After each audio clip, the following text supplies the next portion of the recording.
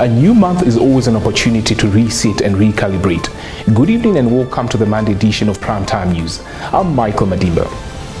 Leading our bulletin tonight, Environment, Forestry and Tourism Minister Pohamba Shifeta has encouraged conservancy communities to appoint honest, skilled, as well as vetted people to manage conservancy funds to avoid theft or fraud.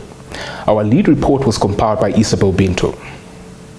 Shifeta was speaking at the official launch and handover of the Ochimboyo Resilience Horticultural Project at Ochimboyo Conservancy in the Dwaras constituency on Friday, stressed the thieves appointed to deal with community earnings will destroy communities. He stressed sometimes communities appoint people known to be problematic to deal with finances just because they talk too much, adding they need to make sure that they appoint honest people with integrity.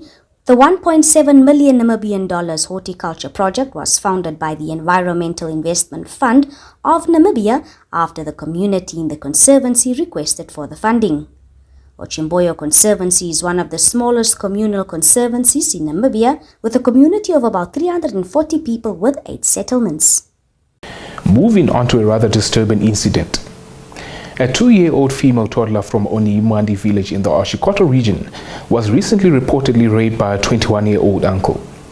Linia Dishena filed this report. A weekend crime report by the head of the Namibian Police Force Public Relations Division, Deputy Commissioner Kauna Shukwambi, on Sunday said it is alleged that the suspect had sexual intercourse with the victim at about 1200 hours. The suspect is expected to appear in the Ondangwa Magistrate Court while police investigations continue. In a similar incident, a 4-year-old girl from Kankora village in the Kavango West region was allegedly raped by her uncle on Friday. The report said the suspect allegedly picked up the victim, took her to his hut before forcefully having sexual intercourse with her at an unknown time until the next morning. It said the suspect was arrested the next day after he evaded arrest on the first day. Police are investigating the incident further. Meanwhile, in the Otjosujupa region, an 8-year-old boy died instantly in the early hours of Sunday when a pickup truck he was traveling in overturned on the C42 road east of Okakarara. Namibian Police Force spokesperson in the Otjosujupa region, Inspector Maureen Bear, in an interview with Nampa on Sunday, said the child has been identified as Shimbinonjo Kaverua. His next of kin have been informed of his death. The police official stated that 4 occupants, including the driver, were in the vehicle which was traveling from Okakarara to Otomborombonga village. The 2 other occupants, aged 9 and 35, sustained slight injuries and were also taken to the Okakarara State Hospital shortly after the accident. Police investigations into the matter continue. Reporting for Primetime News, I'm Michael Madimba. On to diplomatic matters. Buckingham Palace on Sunday announced that King Charles III will next month host the first state visit of his new reign when South African President Cyril Ramaphosa and his wife travel to Britain. The palace said the President of the Republic of South Africa has accepted an invitation from His Majesty the King to pay a state visit to the United Kingdom from Tuesday 22nd November to Thursday 24th November 2022. It added the King and the Queen Consort will host the state visit at Buckingham Palace, noting South Africa's First Lady Tsepo Motsepe would accompany her husband on the visit. Charles III ascended to the throne following the death of his mother Queen Elizabeth II, the country's longest-serving sovereign. As the UK's head of state, the monarch makes and hosts state visits with foreign royals, presidents or prime ministers, which are arranged on the advice of the government's Foreign, Commonwealth and Development Office. When we return, crude prices rally as top producers mount big output cut.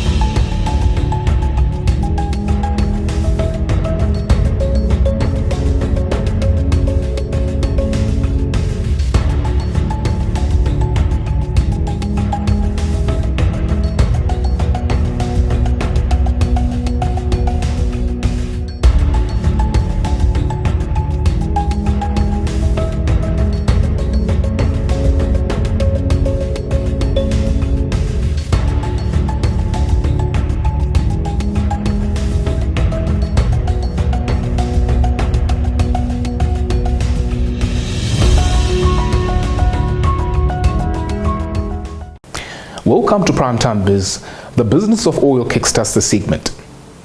Oil prices jumped more than 4% in Asian trade earlier today, as reports surmised OPEC and other top producers considered slashing output. More on this report. The U.S. West Texas Intermediate climbed 4.5% to $83.06 and Brent piled on 4.4% to $88.83 ahead of a meeting with the group this week in Vienna, with Bloomberg News saying officials were discussing a 1 million barrel a day cut in output. Bloomberg added that the move, which it said delegates to OPEC had not finalized, would be the biggest since the pandemic began when crude prices collapsed. Phil Flynn at Price Future Group said such a move would be enough to put a floor under prices. Officials will meet on Wednesday. Moving on. Khaled El-Shafei, an economic expert and professor at the Faculty of Commerce at Cairo University, says the U.S. tight monetary policy has resulted in more social and economic risks, particularly for developing countries and emerging markets. Let's get an in-depth analysis. Egyptian economic expert in an interview with Xinhua said in response to recent drastic rate hikes by the U.S. Federal Reserve Central Bank in advanced and developing countries are rising rates sharply, which reached double of the Fed's hike in some nations as they attempt to tackle the cost of living crisis. The Fed raised the interest rate by 75 basis points 3 times so far this year as the United States seeks to rein in inflation. Safai added on the heels of the Russia-Ukraine conflict and the supply chain problem, food and fuel prices have skyrocketed, which put an unprecedented burden on developing countries to fight inflation and to keep their dollar reserves. That's all the top news we had for you this evening. Kindly stay tuned for the economics roundup followed by the weather forecast.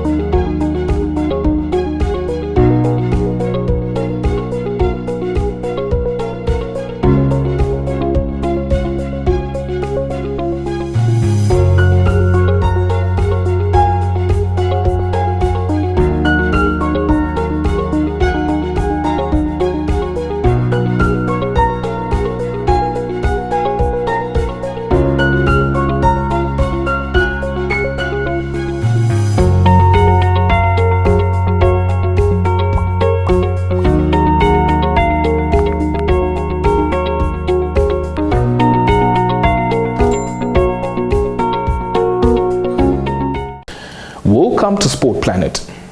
The English Premier League headlines this segment. Erling Haaland remains unstoppable after scoring his third consecutive hat-trick at home in the Premier League as Manchester City beat neighbours Manchester United 6-3 at the Etihad Stadium on Sunday afternoon. Phil Foden also scored 3 goals for City, while 3 goals from Antony and Anthony Martial put some gloss on the score for the visitors. On to the racing tracks of Formula One. Red Bull Sergio Perez took a lights-to-flag win in Sunday's Formula One Singapore Grand Prix as championship leader Max Verstappen finished only 7th after making an error and ruining a set of tyres. Now, an eventful and rain-affected race that hit the 2-hour time limit also witnessed 2 separate safety car and virtual safety car periods as drivers struggled to cope with slippery conditions and the unforgiving walls of the Marina Bay Street circuit. Next weekend sees Formula One head to Suzuka for the first Japanese Grand Prix since 2019.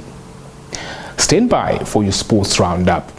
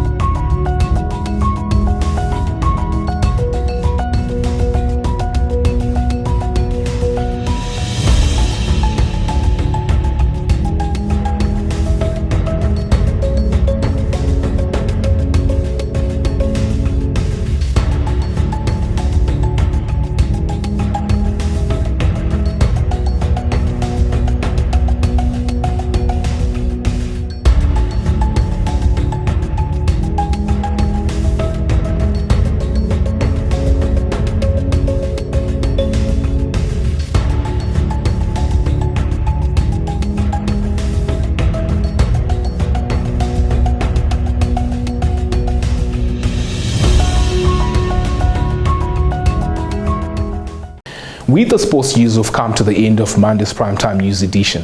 Much appreciated for watching. Do make a date with us tomorrow for the Primetime News Tuesday edition.